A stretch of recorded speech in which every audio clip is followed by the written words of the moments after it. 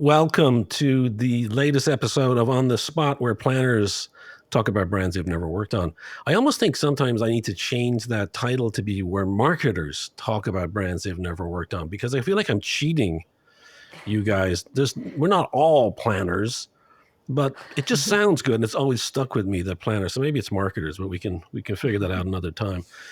Great to have everybody back. We have two guests this week in our rotating panel of misfits. We have Rachel Poole, head of strategy in Ogilvy, New York. Rachel, welcome. Thank you. Pleasure to be here. And we have Julian Morgan, is head of strategy at Rethink in Toronto. And for those of you not watching on YouTube, you can't see that sort of iconic fake turf, AstroTurf, that is the big is a massive presence in your Toronto office, Julian. That's right. Yeah. I'll save the lore and story behind that for another time. But yeah, pleasure to be here. Like your entire backdrop is it's like you're lying on the ground at a putt-putt golf place. Yeah, exactly. Exactly. Yeah. There's turf everywhere. Yeah, there's turf everywhere. And Vanessa, Jen, and Matthew Herbert are back again. Great to see you guys. You too. And it's flattery to call me a planner. So you see, there you go. Right. You have the head of a planner.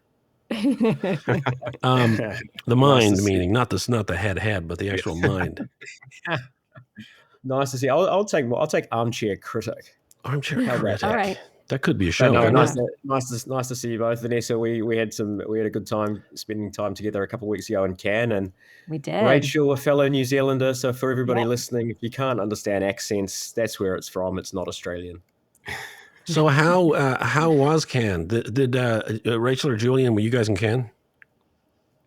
I was not. No. Yeah, not this year. No, nor was I. I think it was only the elites. How was it, Matthew? I mean, it was another great year down there. It was 30 degrees on the French Riviera, but it was also 30 degrees in London. So it took some of the shine off, telling the team. I think one of my favorite talks, though, who I saw was Laura Jones, the CMO at Instacart. Yeah. I think what Laura talked about over the last 3 years, how they've transformed that business from kind of performance to the brand platform to the creative platform, launching Super Bowl ads. I thought that's a story that more brands and agencies need to hear about a turnaround in 3 years. So yeah, it's brilliant. So how about you, Vanessa? Was it fun for System One? You guys were everywhere. It was like pink everywhere. I love to hear that.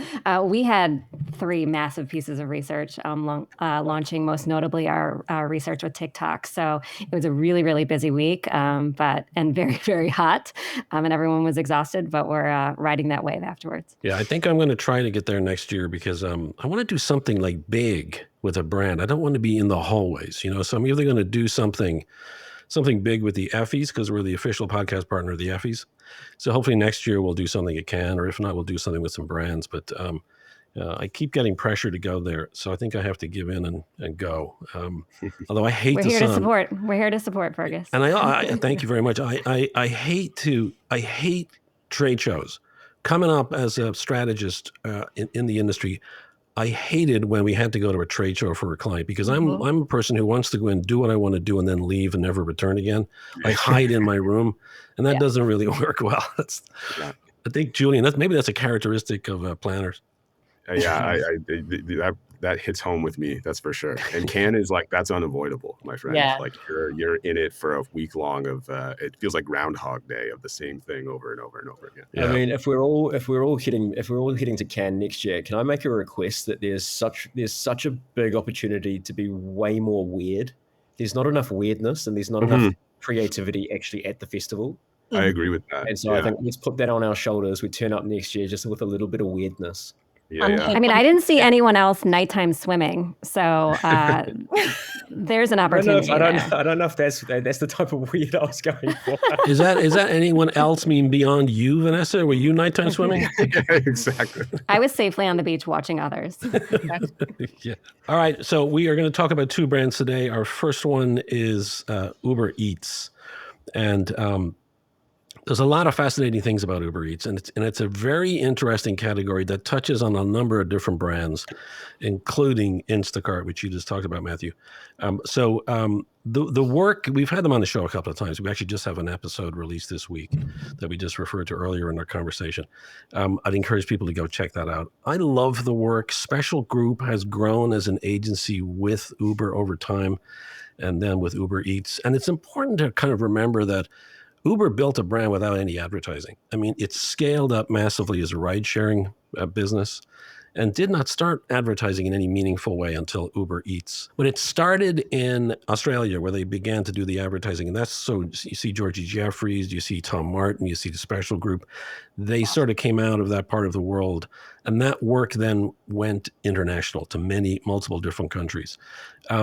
There's been a number of different phases to the work, which we'll get into. But I thought we could start off, Julian, and just sort of talk about your impression of the work, because it's had many phases. It started in 2017 with Tonight I'll Be Eating, moved on then to, which was really about the food delivery part of Uber Eats. Then it evolved into the grocery and a whole new push around 2021 maybe.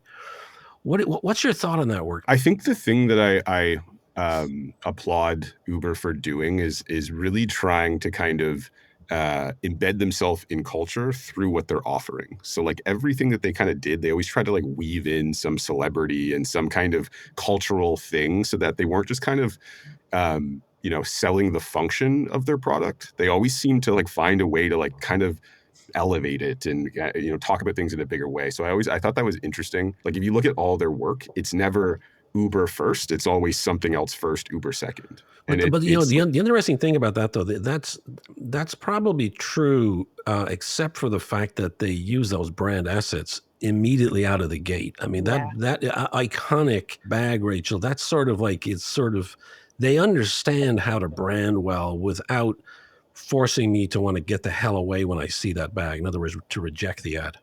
That's right. I mean, I think that it's kind of a masterclass in creating distinctive brand assets or fluent devices, right? And particularly when it's an intangible thing. Outside of it being a platform that sits on your device, like they've really had to kind of manufacture those assets and repeat them over time to make sure that they land. And like the doorbell is so brilliant for that. I think that the bag, to your point, like they've really done a beautiful job in establishing and repeating over and over and over again those assets to land. And Vanessa, I'm sure we'll talk about fluency and how well they score on that. The one thing that's interesting though, Rachel, is I got to imagine Orlando would be right now going, wow, man, I have popularized the term fluent devices, Rachel. Yes, I know. I'm sure that he's incredibly thrilled. I mean, Jesus, we are all just espousing this language. This show is having major influence on our advertising culture. Yeah, welcome, Orlando. Shout out to Orlando. He's the best. Fluent devices take time. So, when you're looking at comparing something like Uber Eats to someone like Kit Kat or other brands that have been, using the same fluent devices for 20 years, 30, 40, 100, there's going to be a difference. So, for the app category, fluency is very, very low. It's average at best, where the beer category which we'll talk about later, has a really high average for fluency. Uber Eats, it's only been a couple years. You need at least 3 years of really reusing and aggressively using these fluent devices to actually get that traction. So the work from a fluency standpoint is okay. It ranks in like the 70s and 80s out of 100. Where other brands you might see right out of the gate, in the 90s. So fluency being the recall of the brand at the end of an exposure to brand. it. Yeah. Mm-hmm. Okay. I don't recall many ads from DoorDash, but I can recall a ton of ads from Uber Eats.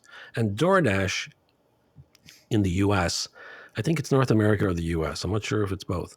It is the dominant leader. Like 67% of share goes to DoorDash, 23% for Uber Eats in food delivery. And but I recall Uber Eats, the work just seems to be everywhere, in my mind at least. Well, to me, that's the thing. Like, it's like, I feel like I remember a lot of the Uber Eats work because of the celebrity. And I think that this is like the celebrity is such an easy lever for brands to pull. And in a lot of ways, I feel like it's just more of a flex of your budget than it is of your strategy. But I think that Uber's done a good job of like leveraging celebrity to the point where we kind of expect it. Like in every Uber Eats ad, I expect to see some kind of celebrity thing. And it's almost, again, I don't know if they're doing this on purpose, but it's reminiscent of like the McDonald's famous order, but it's got an element of like they're just like us to it. And I don't know if that's intentional, but it comes through to me, and I think it makes it very memorable. Like I know a bunch of Uber Eats ads. I'm like you, I can't name a single DoorDash ad other than maybe their bigger, like splashier pieces. There's Uber such a Eats- consistent line through all of that work. Like it's interesting because I was living in Australia during the early days of Tonight I'll Be Eating, right? And then now being in the US, I feel like I've traveled as their, work has also traveled. And the work now, it doesn't feel 1,000 degrees off from where they started with Totally. Tonight I'll Be Eating. And Julian, like you're talking about the use of celebrity, like whether that was Kim Kardashian and Kath and Kim in the early days. Tonight, I'll be eating pulled pork fajitas with extra jalapenos. Hey, Kim, what are you going to have? Tonight, I'll be eating spag bowl and cheesy garlic bread. Ooh, ta. Thank you. Hey, Kim, you're an entrepreneur. One word pitch. Netball evening wear. Yeah, nah. A lot of money in netball, I reckon. What even is netball? It's a really smart use of celebrity. I think that there's a fine line between just plastering your logo next to a celebrity and actually utilizing that celebrity and using them as a building block of whatever narrative you're putting forward. And I think they do a really good job of that. Yeah, to me, I always hate when celebrity is the idea. Yeah, right. Like when I see an ad and I'm like, oh, the celebrity's just the idea. They don't actually have an idea. Uber's really good at having an idea, and that idea is good on its own, and the celebrity just makes it better. And That's that right. is, like, to me, like that's the most powerful way to use celebrity. They do a great job of that. So Matthew, what about for Tracksuit? Because I mean, I don't know whether it's true regarding DoorDash and Uber Eats. In my mind, they're ubiquitous. Uber Eats. I don't feel I see DoorDash. Well, here we come, Fergus. There has been, over the last 12 months, there's been another 18 million adults enter the meal delivery category.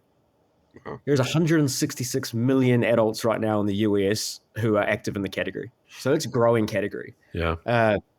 Within that, is interesting to look at is most people in the category have 5 brands they're aware of. So that might be DoorDash, Uber Eats, Instacart, Grubhub, but only 3 brands get considered. And so the job for these brands in the category is like, you've got to get in the consideration set. And Uber Eats is a strong second behind DoorDash. Like DoorDash, Uber Eats are the two. I wonder what the dynamic is in the category, because for me, I'm thinking, okay, I've got Uber app on my phone. I've used it as a shopper, as a user of food delivery apps. Am I jumping around from app to app, or am I sticking to the same app? In other words, can they really sort of steal share, Rachel, from DoorDash, or is it, to Matt's point, it's the idea of you've got to grow the category because DoorDash started in a very different part of the segment of the market. They started in suburban markets. That's why they became so big so fast. Uber was concentrated in the cities, those more dense urban city areas. So they were able to get along much faster, grow much faster. So I wonder now, is it about category growth or is it about stealing share? I mean, the easier job to be done is going to be to take the lion's share of the organic growth that's coming into the category, right? That rather than trying to steal it from the ingrained player, particularly in those non-big city markets like you were talking about, Fergus. I think as well, it's interesting the interplay between Uber Eats and Uber. Like they have a lot of tactics within both apps to try and get you to cross shop between both. I was actually in an Uber yesterday and ordered Uber Eats so that it would be at home when I got home out of my Uber. That's great. And they have their unique kind of advantage to be able to do that, right? Convert Uber customers into Uber Eats customers, which is something that DoorDash doesn't necessarily have in that kind of one-to-one comparison.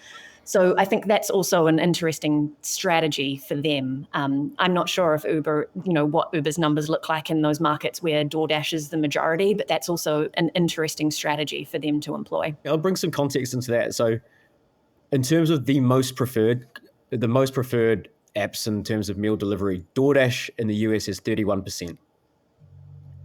Uber Eats is at 19%. So in terms of the most preferred apps, DoorDash has actually seen a 3 percentage point decline over the last 12 months, and Uber is holding flat. Now, in a growing category, the interesting thing is, and this is a nuance in brand tracking, we often talk about percentages of consideration or preference. Because the category is growing, the number of actual people for DoorDash and Uber is growing. So the percentages are flat or going down, but the total category is up. So the total amount of people actually preferring and considering, and Uber's seeing stronger growth in total numbers of people, which is... So if people prefer, to that point, Matthew, if people prefer, only 30-odd% of people prefer DoorDash, but they have 67% market share, that implies that that users are using multiple apps. Does it not? Totally. So if we look at claimed usage, DoorDash has 60% claimed usage currently, and Uber Eats has 47%. And so while people might be switching around, people look like they're using DoorDash more, but more people are coming into the Uber Eats funnel. Maybe there's a different offering on each of those apps. I'm not the one in my household that generally orders the food on the apps, so I don't know if I know there's some exclusive agreements with DoorDash that Uber Eats does not have access to. So maybe it's like the product offering is distinct. How many? I think that's significant in terms of the growth in the U.S. on how the logistics of how the businesses were built. You know, me and my background coming from the grocery retail category, there were specific partnerships, and the logistics and operations to get that up and running is still so new when you think about how long it's been. It's only been a couple of years. So I think we're still in the early stages of those partnerships. You know, Grubhub and Amazon Prime driving some of the adoption. Julian, let's talk about the Super Bowl work. So 2017 was Tonight I'll Be Eating, but that campaign ran in 2017, and then for the introduction of the sort of grocery, it was Uber Don't Eats, which was that fantastic stuff. Gwyneth Paltrow, Jennifer Coolidge, Nick Brown, who's cousin Greg on Succession, Trevor Noah. They were all involved in that. Wait. If it was delivered with Uber Eats, does that mean I can eat it? Oh no. Oh no. It says eat. It's a diaper. Oh no. This tastes bad. This candle tastes funny. I couldn't eat it. Not bad, but funny. And thanks to Uber Eats, we don't even know what food is anymore. This isn't food.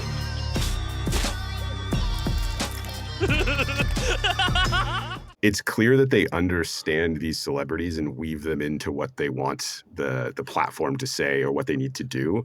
And I think that to me is they're one of the few brands that I don't cringe every time I see a celebrity ad. You know, every time I'm like, oh no, that makes sense. Again, like I tend to really like the ideas, even with their most recent Super Bowl work or NFL work, I guess. It's just such a great idea. That idea is so good on its own. You know, that everything's a conspiracy to sell food. Like to me, I'm like, that's fucking great. I would riff off that directly. Yeah, yeah. It has been a banner year for the National Football League. Or should I call it the National Foodball League? From the very beginning, football has been a conspiracy to make us hungry. And we'll call this a pigskin. Make people crave bacon. Bacon. And everybody loves bacon. I love bacon. They do anything to sell food. Coach, how come we only play on Sundays? Because nobody's eating ice cream Saturdays, kid. Jeez. So the Packers were named after meat packers. So what should we call the fans, Coach? Cheeseheads. Course. Why do you think Buffalo got a team? These wings deserve a team. Yeah. I picked out a good team name for Buffalo, Bill. Buffalo. Buffalo. And their biggest game? Come on. Our championship will be a Super Cup. Can't eat out of a cup, Ted, but a bowl? How about a Super Bowl? And we'll start naming players after appliances. Hey, Coach, do I have to be called refrigerator? Yes. And Peyton, he was a beef salesman. Omaha! Steak. Omaha! Steak. And they're still playing us. This year, we're not even hiding it anymore. We have Super Bowl licks. With a halftime show presented by an apple. In a stadium named after a salad. I was wondering what that brief would have been, because the idea has a sense of like this has been in a creative's back pocket for a long time, and they finally found the right opportunity. Like, it does have that. It's one of those like super simple ideas that was always there, and I was curious, like, would they have, like, kind of fixed it in that way or what? But I think it's great to hear that they launched it, it did well, and they kind of grabbed onto it and then ran with it. From a testing perspective, this campaign really is very, very strong. And one of the things that we love to do at System One, just something that we geek out on, is tracking. Does this celebrity ad help you perform better in terms of eliciting a strong emotional response? And on average, celebrities do not. I mean, they'll give you a slight uplift on emotional intensity, but not necessarily the positive emotions that you want for the brand. And so it's been mentioned a few times that this campaign, it has a big idea, and you could actually do it with or without a celebrity. And then when you introduce a celebrity who is authentically playing the role that they are loved for. So, Matthew McConaughey obviously has been in a ton of films, but he personally loves football. He's played football coaches. It's a little bit of a combination between like We Are Marshall and The Lincoln Lawyer, in terms of the role that he's playing, but it's so authentically him. And that's when we start to see really strong positive emotions for the work, for the campaign. And this particular campaign, I've loved it since it launched, and I've been testing it over time, and I retest it, and it continues actually to outperform itself. So each of the spots, 4.1, 4.2. And I will say, so this is general population. If you were to layer on a custom sample of either beer drinkers or football fans, it would be even higher. But this is general population of everybody. And so 4.2 in a category of mobile apps on average score 2, it's significantly higher. The takeaway here is what Julian and Vanessa are saying is, like, when a brand comes to an agency saying we want to use celebrities, it's like, no, how do we get what's the story that we want to tell first? Like, what's the idea? What's the story? And then go and find the right people to elevate that. I think, Vanessa, did you say that could have run without McConaughey? They could have had someone else that fits into the story, and it would have maybe not driven the exact same results, but it was the perfect pairing of like, here's the story we want to tell, and then let's go and find the right celebrities. So any brands. Don't you love ideas that like change the way you see the world? Like there are so many people who will now forever watch football, and every single time a player or a play or anything is food related, this will come up. Yeah, that's right. That's I think what the best thing about that whole campaign is. I mean, sport and food, like you were saying, Fergus, there's been a connection between those two things as an occasion for a really long time. But I think that when you trying to own the occasion of watching sport, there's something so amazing about how the fact that they didn't just do an ad, like an NFL ad, they made the NFL into an ad for Uber Eats. Yeah. They created a system where every single game, every single moment, every single highlight reel within that season had the potential to be an ad for Uber Eats. Yeah.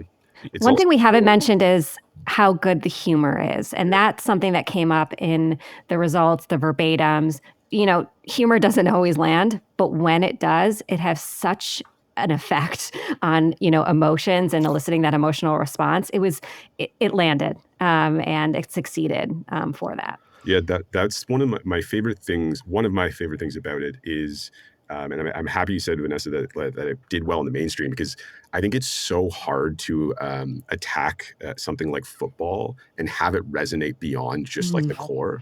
And I think what they did was they found an idea that I didn't need to know anything about football. The idea explained itself, really nicely, and it allowed me, as like, I'm not a football player fan at all, but I still got all the jokes. I still got all the references. It made complete sense, and to me, that's like such a hard thing to do, is to like have an insight that actually resonates beyond just the core demographic of that moment that the brand is tapping into specifically for that reason. Yeah. Let's talk about our next brand, Corona. We want to first talk about Corona from the context of how brilliantly it has been positioned over the decades. So let's first start, Julian, with the work for Corona. So Corona started out in the 80s. Miles away from ordinary was the tagline back then. It was super brilliant, especially in a category that was full of people that were just using humor and slapstick and and masculinity to the max, right, in the beer category. It was like the light went on, and there was this completely different way of marketing beer as an imported Mexican beer. Tell us about your thoughts on the Corona work. Yeah, I mean, first of all, I think it's like we talked about Uber being a masterclass of distinctive brand assets and fluency and all those things, but I think Corona has like really truly nailed that, and has consistently done that over the years. I think my favorite thing about the work is that you never see an ingredient story. You never have to they never fall into the tropes of beer. They kind of created a bunch, but they never. When you look at all the ads over the years from like their holiday work to just their like simple bottle stuff, it never falls into a tropey place. They kind of seem to just kind of like hum along and do the same thing, which I think is just brilliant. It's just like so simple. It takes such restraint to do that as a brand. Like it's so easy to be like, oh shoot, sales are down, let's hammer on the wheat we use, and that doesn't necessarily work that well. But so I think the work over the years is something that I've admired. I've used so many times in presentations as best in class brands to steal from. So I've always been impressed with them. What do you think, Rachel? Yeah, I agree. I think that the word that you use, Julian, restraint, is one of the key things that I think about. It's kind of in a similar way to I think a lot of the Guinness work has done, right? Like playing with the bottle, playing with the serve, all of those kinds of things. But also even the work that did well at Cannes this year, both in Solar Eclipse and Sun Reserve, they were so restrained in terms of the way that they explain the idea, the way that they execute the idea, how that shows up in placements, what that actually looks like. It would have been so easy to put a hat on a hat on a hat, but they really are so brilliant at kind of stripping it back to the essence of what they're trying to say and letting that do the talking rather than kind of over-explaining or over-egging anything. Yeah. And with that, from an out-of-home perspective, I mean, they follow all of the key things that you want to do with out-of-home that we've studied, which is, keep it simple, few words, use your distinctive assets, make it well branded. But the thing that I find most interesting when I test the out-of-home is the dwell time. As simple as it is, it's so visually stunning that the dwell time is higher than really anything you see. This is what do you mean by the dwell time, Vanessa? The amount of time. So we allow in our survey respondents the ability to skip or to stop looking at an ad, and the amount of time that they stay looking at the ad, even with its simplicity. They're not staying to read a bunch of words. They're staying because it's visually stunning and they're thinking about it and they like it and they enjoy it. Like, I wonder what the brief was back in the day, because back in the 80s, this was the first Mexican beer being introduced at a mainstream level into the U.S. Now, if you're thinking, okay, well, what kind of iconography, what kind of cultural symbolism can you bring into the U.S. to market a Mexican beer? They went to the beach. One thing that you see elicit really positive responses is what we call like a clear sense of place. So if you have the ability to put yourself in that situation, and that's, I think, what Corona does best, you can almost feel yourself sitting in that chair, putting your toes in the sand, feeling the sun on your skin, and having that ability through work in a really calm, restrained way is really powerful in seeing success. Like, I can imagine, Rachel, before we go to Matthew, I can imagine, Rachel, that a creative team or a strategist would be kind of going, okay, we're going to be on a beach. We're going to show the bottles. Yeah, I totally get that. So where the hell are we going to go with this long term? Yeah. Well, I think that is the thing that they've grappled with over time, right? Is how to evolve from it being purely the physical place of a beach to being a intangible emotional feeling of relaxation, of escapism, of something that doesn't necessarily require you to be, in a swimsuit in amongst sand and ocean. Like, I think that now really you can see that they're trying to break out of the constraints of what the beach may have been for them into a kind of more abstract notion of what beach may mean in terms of the feeling that evokes for people. Yeah. I feel like it's a bit of a miss. Like it doesn't have the same. Are we talking about the Snoop work now? Yeah, like Snoop and the Pedro Pascal and all these things. Like I think it's to me it's doing the opposite of what Uber's doing. It's celebrity for celebrity's sake. There's no idea there, and it's kind of just trying to weave in some of those Interesting. Yeah, drag you know, themselves into pop culture. Exactly. And I think that, I think a brand as iconic as them that has built decades and decades of equity should be flexing that equity. They shouldn't be trying to weave themselves into pop culture in the way that they are. They should be playing with what they mean as a brand in a fresh way. I think this notion of like finding your beach or the fine life, I think is like really fun and it's a powerful thing to be able to harness. But at the same time, I feel like the tides have changed culturally. That may not mean the same thing. People may struggle to actually grasp like why that's important, or they might be like, go F yourself. Like I'm struggling in life. You're telling me to find a beach? I can't afford that. Like it may just not be connecting in the right way. And so the opportunity and what I would, if I were working on it, I would be pushing the creative team and the strategists. So like, let's find ways to utilize the equity that we have. So what is that equity, Julian? And does that mean, are you thinking get off the beach? No, I'm saying you prove to me that it's the fine life. Prove it to me. Show that using the brand in a fresh way. I think all they're doing is espousing that you need to find your beach, that live the fine life. But they're not proving that that's something that's actually accessible through my product. They're not showing me that why that matters in a modern way. They're just kind of leveraging the fact that they're like, we're the beach beer. And that's the only thing that matters, Everyone's so busy keeping up. Forget about the Joneses. We all on our telephones with the texts and the tweets and the beats. What he said, she said, can't even follow the thread. Down the hole, we all go. Me, I like keeping up too.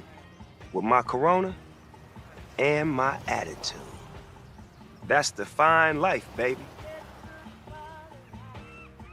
I totally agree with you, Julian. I think that like at the moment, it still feels like it's the beach is an aspiration rather than being achievable, right? And I think that, to your point, that's really the job to be done now is like, how do you ground that in something that feels like, to your point earlier, Vanessa, that someone can actually see themselves in that scenario rather than it feeling like something for someone else another time, another day, not for me. And I think that that's really the thing that as the times have changed, that's really, I think, where we're seeing the tide turn to Modelo. I think that sometimes brands lose the fact of what reality is and what they're pushing. What consumers experience on the day-to-day and what they want them to actually think or feel. And I think that they're just a little too far away. And I don't think that they have to do too much to get back there, but I think that they could bring some modernity and some realism to what's happening and play with that in a fresh way. I think there's tension there and there's something fun for them to jump on. I will say though, Corona in the US right now has the strongest funnel metrics in brand health. They're 80% awareness, 47% consideration, their leading preference at 15%, which is basically saying if you know or are aware of Corona, 32% of people are saying it's my most preferred brand of beer. And so it's strong. I love this conversation because it is like a tale of two stories here in terms of their distinctive assets, what they're able to do, how they've been consistent, has allowed them to continually outpace the category average in beer, which is there's a lot of fun and a lot of really stunning work in that category, and to continually outpace it. Now, on average, they continually score in the 3s. And so what is separating them from maybe a 4-star ad or a 5-star ad? And I think that gets to storytelling. And storytelling is, really powerful in terms of making people feel something. And it doesn't have to even be, seeing yourself, but really understanding a story between two people and starting to explore that a little bit more intimately. I mean, we're all humans. We like to see human stories, and that could level up the emotional intensity of the work. I think that brands that have, like Corona, they have done such great work for such a long time that they've become a preferred beer for some people, I think, out of habit. And habit, I think, can be, if it's not treated well, it can be easily dislodged by somebody else. And I almost think that there's this sort of static sense to Corona over the years that they have embedded all of these assets with us. But I'm not sure if they've changed in our mind as we've changed. And, and to Julian's point earlier about not forcing, but using Snoop, using Bad Bunny, using other celebrities to sort of inject something in it, it doesn't feel that a whole lot has changed. And I think the biggest symbol of this problem for Corona is what happened with Modelo. So Modelo, which is also ironically owned by Constellation Brands, they're actually beer siblings under the same portfolio. The interesting thing about Modelo is where arguably Corona has been sort of marketing to American values, Modelo comes into the market and it begins to market to Hispanic values. So where Corona has been around relaxation, escapism, premium, Modelo comes into the market and has dislodged Corona in off-premise, which is where the majority, I think it's like 75% of their beer sales are off-premise. Modelo comes in and it's about Hispanic values because it's marketing directly to the Hispanic audience. The Corona never did that. They were marketing to an American audience. Hard work, heritage, determination, broadening the appeal to a multicultural audience, and has now dislodged Corona as the number one selling imported beer brand in the U.S. You've earned this, so hold it up high.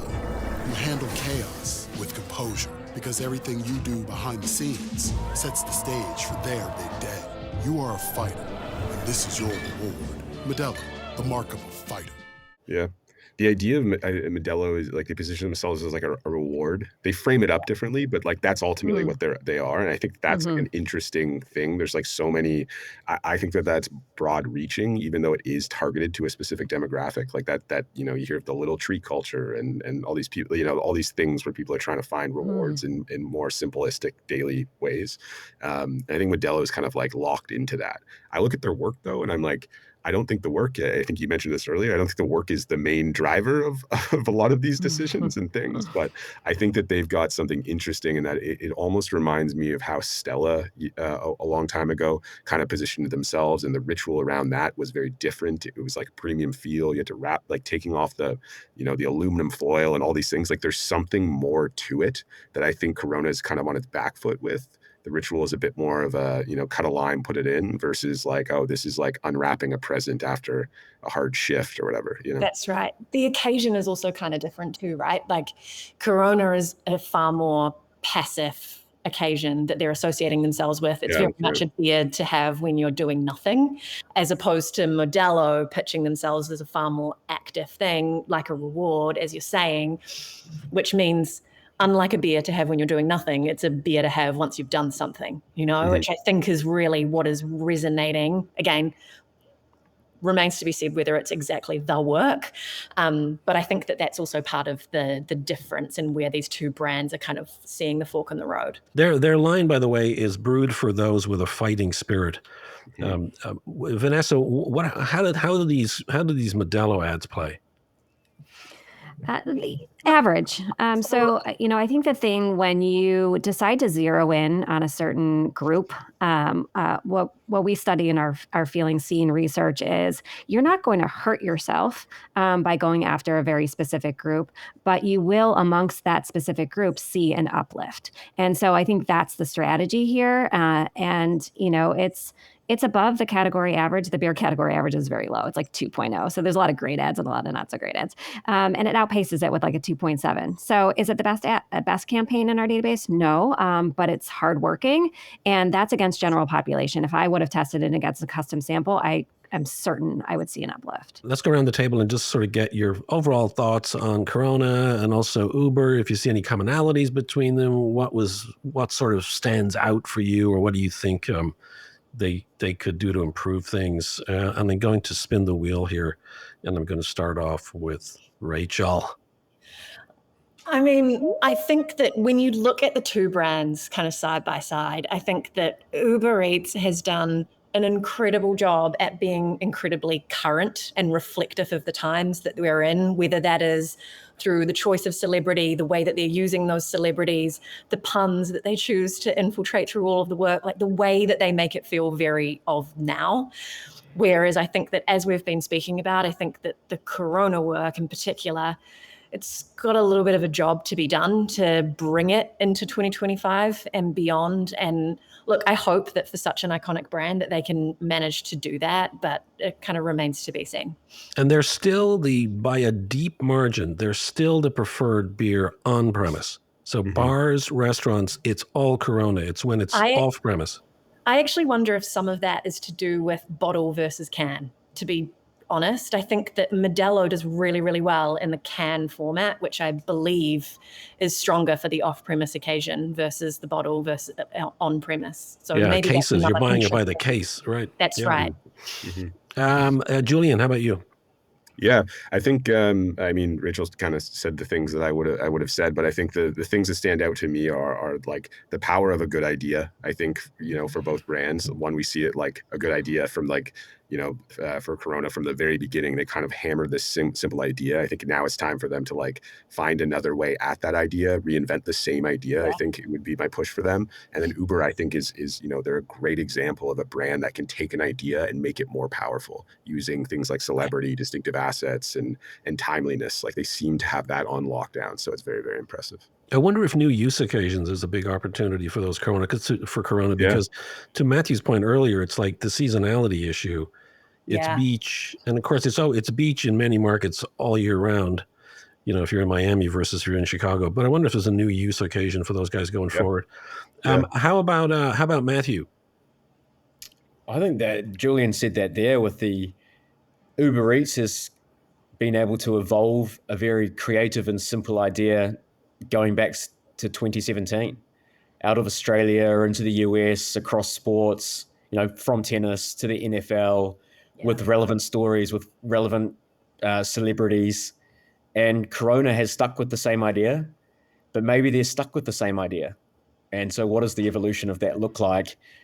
Although saying that, I will be having a Corona on my honeymoon in a couple of days, so I'm going to be very happy. Yeah. Because they did try Find Your Beach, which was in 2010. That was an attempt to be about a mindset and not a place. Yeah. But it's tough. I mean, it is tough. Vanessa, how about you for final points? Sure. Final point. Corona 0.0 is actually my favorite beer. So I just have it be known. However, I think for these two brands, I think if they could go on vacation together, maybe with Matt and Tahiti, they could share notes on, you know, Corona on the side of distinctive assets and how to really reinforce those over time. And then, you know, Uber Eats with their ability to, you know, really strong humor, really strong storytelling and eliciting emotional response that way.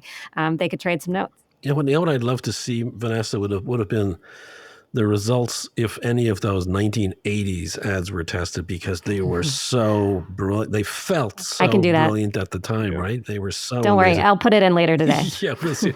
But then you're exposing it to people who've been exposed to it for 40 years. So I think it's gonna have an uplift. It's gonna have an uplift. All right, guys. It is great to have everybody here on the show. Thank you to Rachel Poole, to Julian Morgan, to Vanessa Chin, to Matthew Herbert. Matthew, have a great honeymoon in Tahiti. And we will have you guys all back next month. And you can see all of the creative work on our website and also on our YouTube channel. We just actually launched it last week. So we're going to do a slow build on YouTube. But you can see all of these shows, including this one, will be on YouTube, as well as you can listen on wherever you get your podcasts. Thank you, everybody. See everybody next month. Have a terrific week, everybody. All right. Thank you. Bye, team. Bye-bye.